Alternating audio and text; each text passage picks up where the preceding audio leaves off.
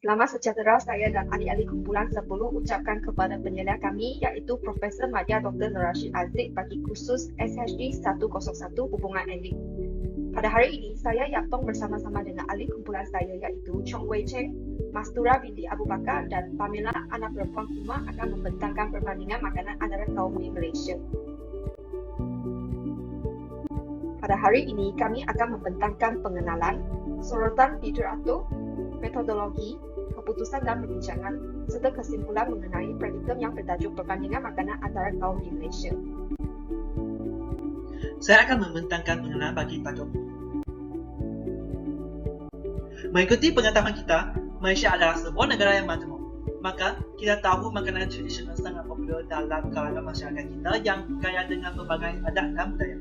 Oleh itu, rakyat Malaysia mempunyai tanggungjawab untuk meningkatkan makanan tradisional mereka ke tahap yang lebih tinggi dan mengikuti perkembangan teknologi makanan masa kini. Rakyat Malaysia juga perlu memastikan bahawa makanan tradisional mereka dapat disampaikan kepada banyak orang. Penduduk Melayu, Cina, India dan banyak etnik yang lain telah hidup bersama-sama sejak dahulu. Dengan ini, penyatuan pelbagai kaum di Malaysia dan budaya yang telah mereka bawa ke Malaysia telah memperkayakan Malaysia. Kini, telah dapat banyak aspek yang boleh mempengaruhi perpaduan kaum seperti cara bermakanan, sambutan perayaan dan pemakaian tradisional. Dalam kajian ini, kami telah mengkaji tahap pemahaman responden kepada makanan tradisional kaum sendiri dan kaum lain-lain. Pada hari ini, makanan bukan lagi penghalang untuk mengeratkan perpaduan sesama kaum. Malaysia merupakan sebuah negara majmuk yang terdiri daripada penduduk berbilang kaum hasil daripada faktor migrasi kelompok masyarakat, khususnya dari tanah besar China dan India. Maka, kepelbagaian kaum dan budaya di negara ini secara tidak langsung menjadi pemangkin kepada kewujudan dan peningkatan aneka makanan warisan yang unik di negara kita. Jika dilihat dari aspek sejarah, kaum Melayu mempunyai elemen dan latar belakang yang berkait daripada beberapa etnik yang lain seperti Jawa, Sumatera dan Siam. Maka, pengaruh dari negara luar ini turut mempengaruhi kewujudan makanan dan masakan bagi kaum Melayu. Sebagai contoh, nasi ambeng yang merupakan makanan masyarakat Jawa telah diubah serba sedikit dan mengikut cita rasa masakan tempatan. Seterusnya, bagi masyarakat Cina pula, pengaruh dan perkembangan makanan bagi masyarakat ini bermula sejak abad ke-15 dan dapat disaksikan secara besaran melalui kemasukan buruh Cina ke tanah Melayu sebagai pelumbung biji timah pada abad ke-18. Misalnya, nasi ayam yang merupakan makanan kaum Cina kini turut digemari oleh semua kaum dan semua lapisan masyarakat. Beralih pula kepada kaum India, perkembangan makanan kaum ini pula bermula seawal abad ke-10 dan berkembang melalui kemasukan buruh India ke tanah Melayu sebagai penuri getah di kawasan pedalaman. Sebagai contoh, roti canai yang merupakan hidangan yang berasal dari sedatan India digemari oleh semua rakyat di negara kita. Sekarang saya akan menerangkan bahagian rasa makanan. Makanan Malaysia terkenal di Nusantara bukan sahaja disebabkan keenakannya tetapi juga disebabkan kepedasannya. Di Malaysia, ada tiga kaum berbesar iaitu kaum Melayu, Cina dan India. Kaum Melayu dan India lah yang selalunya menggunakan unsur pedas dalam makanan tradisional mereka. Kita dapat melihat bahawa kebanyakan masakan tradisional Melayu adalah berunsurkan pedas. Sebagai contoh, makanan tradisional kaum Melayu yang agak terkenal di Malaysia seperti nasi lemak, asam pedas, sambal belacan, rendang dan lain-lain adalah berunsurkan pedas. Bagi kaum India pula, tidak dapat dinafikan bahawa makanan tradisional kaum India agak popular juga dengan kegunaannya berbagai rempah ratus serta rasa dan aroma yang tersendiri. Seperti kaum Melayu, masakan kaum India juga lebih cenderung kepada unsur pedas. Berbagai masakan kaum India adalah terdiri daripada kari. Contohnya, kari ayam, kari daging, kari kacang dal dan kari kuah ayam merupakan masakan pedas yang sangat digemari oleh masyarakat Malaysia. Bagi kaum Cina pula, mereka lebih jarang menggunakan rempah ratus yang berunsurkan pedas dalam penyediaan makanan jika dibandingkan dengan kaum Melayu dan India. Oleh itu, kebanyakan masakan kaum Cina tidak mempunyai unsur pedas. Tambahan pula, berbagai makanan kaum Cina adalah disediakan dengan kaedah mengukus ataupun merebus. Oleh hal yang demikian, masakan kaum Cina adalah lebih cenderung kepada cita rasa yang hambar jika dibandingkan dengan masakan kaum lain. Rupa makanan. Dari segi warna, persamaan ialah makanan pedas kebiasaan warna merah disebabkan penggunaan cili atau serbuk cili. Bagi kaum Melayu, asam pedas, kaum Cina mahu tahu, kaum India, pani puri. Perbezaan ialah warna bagi makanan manis. Bagi kaum Melayu, dodo berwarna coklat, kaum Cina tangan tapu berwarna warni, kaum India latu berwarna kuning. Dari segi cara hidangan, persamaan adalah nasi berbagai sajian utama. Bagi kaum Melayu, nasi lemak, kaum Cina, nasi ayam Hainan, kaum yang India, nasi biryani. Perbezaan ialah makanan sampingan. Bagi kaum Melayu, tapat yang berbentuk lemak, kaum Cina, cahupan berbentuk sup, kaum India, dalca berbentuk kari. Corak acuan, persamaan ialah kuih muih bercorak flora dan fauna. Bagi kaum Melayu, kuih bahulu, kaum Cina, kuih bulan, kaum India, kuih loyang. Perbezaan ialah bentuk geometrik. Bagi kaum Melayu, kuih tepung bungkus berbentuk piramid, kaum Cina, kuih bakul berbentuk silinder, kaum India, vadai berbentuk sfera.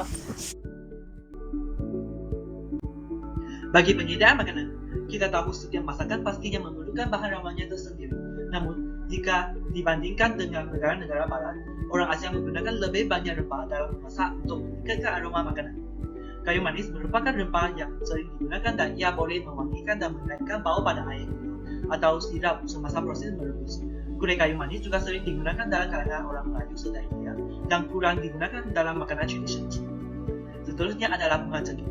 Bunga cengkeh sangat signifikan dan digunakan bagi menaikkan aroma nasi minyak dalam penghasilan gulai serta berbagai jenis nasi yang lain, dan juga dalam penghasilan teh bagi membangkitkan rasanya.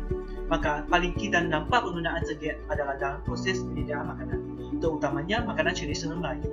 Makanan tradisional Cina dan India juga menggunakannya tetapi sangat kurang. Akhirnya adalah bunga lawang. Bunga lawang pula digunakan bagi menyedapkan serta menaikkan aroma makanan. Ia juga banyak digunakan dalam makanan tradisional Melayu dan India, maka kurang digunakan dalam makanan tradisional Cina. Walaupun rempah ratus dan bahannya sangat penting untuk makanan, malah cara memasaknya juga merupakan proses penting untuk menyediakan suatu makanan tradisional yang enak. Walau bagaimanapun, terdapat 36 cara memasak makanan, seperti menggoreng, membakar, mengukus, dan kaedah yang lain.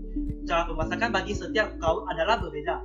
Contohnya, makanan tradisional Melayu biasanya menggunakan kaedah menggoreng, mendidih, dan juga memasak bagi menyediakan suatu makanan. Makanan tradisional Cina pula banyak merebus, mendidih, mengukus, dan memasak. Dan bagi makanan tradisional India pula sering menggunakan cara memasak, menggoreng, dan membakar. Seterusnya, saya akan menerangkan metodologi yang kami gunakan semasa menjalankan kajian kami.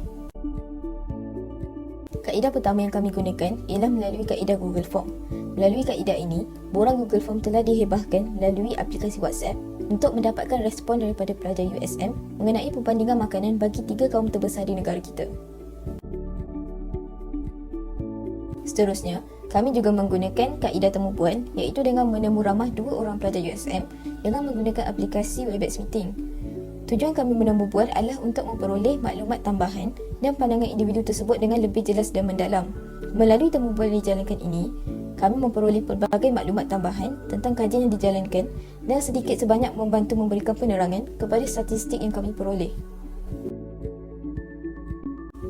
Kaedah terakhir yang kami gunakan ialah melalui pencarian jurnal-jurnal dan artikel yang terdapat di laman sesawang internet supaya dapat memperoleh maklumat yang sesuai dan sahih bagi menyelesaikan tugasan ini. Melalui maklumat yang diperoleh, kami dapat menganalisis dan memperkukuhkan lagi kajian literasi kami. Kaedah ini turut menyumbang kepada kebanyakan maklumat yang kami peroleh. Hal ini demikian, kami tidak mempunyai kemudahan untuk ke perpustakaan bagi mendapatkan maklumat yang lebih lanjut dan maklumat yang terdapat di buku-buku. Sekarang saya akan menerangkan bahagian keputusan dan perbincangan. Dalam penyampaian laporan praktikum, kami telah mengumpul pendapat-pendapat melalui kaedah soal selidik iaitu Google Form terhadap 95 responden yang terdiri daripada warga kampus kejuruteraan USM dan orang luar. Dalam bahagian A, kami telah mengumpul maklumat peribadi responden. Responden soal selidik ini adalah dalam lingkungan bawah umur 20 tahun hingga 50 tahun dan ke atas. Sebanyak 87% responden kami berumur 20 hingga 29 tahun. Ini menunjukkan bahawa majoriti responden kami adalah daripada kategori pelajar dan mahasiswa. Kebanyakan responden dalam soal selidik ini merupakan perempuan iaitu terdapat 82% merupakan perempuan dan selainnya ialah lelaki. Sebanyak 46% responden adalah terdiri daripada kaum Cina, manakala 37% responden terdiri daripada kaum Melayu dan 14% responden adalah terdiri daripada kaum India. Dalam bahagian B, kami telah menanya soalan-soalan berkenaan dengan perbandingan makanan antara kaum. Bagi soalan pertama, terdapat 37 responden telah menilai skor 4 bagi tahap perbezaan makanan antara kaum. Dalam soalan kedua, kebanyakan responden telah menandakan penyediaan makanan sebagai perbezaan yang paling jelas bagi makanan tradisional ketiga-tiga kaum ini. Dalam soalan ketiga, kami telah mengumpul pendapat responden terhadap perbezaan rasa makanan tradisional ketiga-tiga kaum berdasarkan kemanisan, kemasinan, dan kepedasan. Bagi tahap kemanisan, majoriti responden telah memberi pendapat bahawa makanan kaum Cina adalah kurang manis, manakala makanan kaum Melayu adalah sangat manis. Selain itu, kebanyakan responden telah menandakan bahawa makanan kaum Cina adalah kurang masin, manakala makanan kaum Melayu dan India adalah sangat masin. Bagi tahap kepedasan pula, secara jelasnya kita dapat melihat bahawa responden-responden telah memilih makanan kaum Melayu dan India sebagai makanan yang sangat pedas. Seterusnya, soalan keempat telah menanyakan perbezaan makanan antara kaum dari segi rupa. Terdapat 61 responden telah menandakan bahawa makanan kaum Melayu adalah berwarna-warni. Hal ini demikian kerana kebanyakan kuih-muih kaum Melayu adalah berwarna-warni. Selain itu, kebanyakan responden telah memilih makanan kaum Cina sebagai makanan yang mempunyai banyak bentuk. Sebagai contoh, makanan tradisional kaum Cina iaitu zongzi adalah berbentuk piramid dan kuih bulan adalah berbentuk segi empat ataupun bulat. Bagi hiasan dedaun, majoriti responden telah memilih makanan India sebagai makanan yang sentiasa dihiasi dengan dedaun. Sebagai contoh, nasi daun pisang. Di samping itu, terdapat 57 responden yang memilih makanan kaum Melayu sebagai makanan yang mempunyai pelbagai corak acuan. Seterusnya, soalan kelima telah menanya pendapat responden tentang kaedah memasak yang paling banyak digunakan oleh ketiga-tiga kaum. Dari graf ini, dengan jelasnya kita dapat notiskan bahawa majoriti responden telah memberi pendapat bahawa kaum Melayu sentiasa menggunakan kaedah menggoreng, membakar dan memanggang dalam penyediaan masakan jika dibandingkan dengan kaum lain. Sebaliknya, kebanyakan responden telah mengatakan bahawa kaum Cina lebih kerap menggunakan kaedah mengukus dan merebus semasa menyediakan masakan. Carta bagi soalan ke-6 dalam bahagian ini telah menunjukkan bahawa terdapat 76% responden yang berpendapat bahawa kaum India merupakan kaum yang paling kerap menggunakan rempah ratus ataupun herba dalam masakan mereka. Merujuk carta ini juga, kita dapat memperlihatkan bahawa kaum Cina merupakan kaum yang paling jarang menggunakan rempah ratus ataupun herba dalam masakan mereka. Bahagian C, budaya unik pengikat perpaduan. Soalan pertama bertanya mengenai perbezaan makanan tradisional etnik di Malaysia mampu membentuk perpaduan. Seramai 98% responden bersetuju, manakala 6% tidak bersetuju dengan pernyataan ini. Soalan 2 bertanya mengenai makanan tradisional merupakan budaya yang unik dan merupakan sesebuah etnik. Seramai 98% responden bersetuju, manakala 2% responden tidak bersetuju dengan statement ini. Soalan 3 bertanya mengenai faktor yang menyebabkan makanan tradisional etnik di Malaysia sudah mula dilupakan oleh generasi sekarang. Seramai 81% responden menyatakan generasi muda sekarang berminat dengan makanan negara lain. 58% responden menyatakan proses penyediaan makanan yang kompleks. 42% responden menyatakan resipinya mula dilupakan, manakala 25% responden menyatakan bahan makanan yang sukar diperoleh. Kesimpulan, secara keseluruhan, maklumat ini dapat memberi manfaat kepada ahli kumpulan serta diharapkan kepada individu yang lain yang membacanya.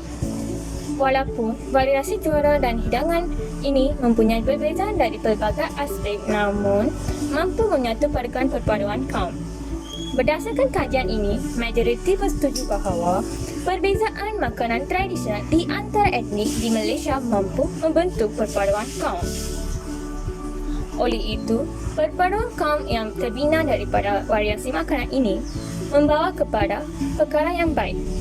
Pendedahan mengenai pelbagai makanan dan budaya perlulah diberikan penekanan agar budaya ini tidak dilupakan selari dengan arus modernisasi yang semakin pesat.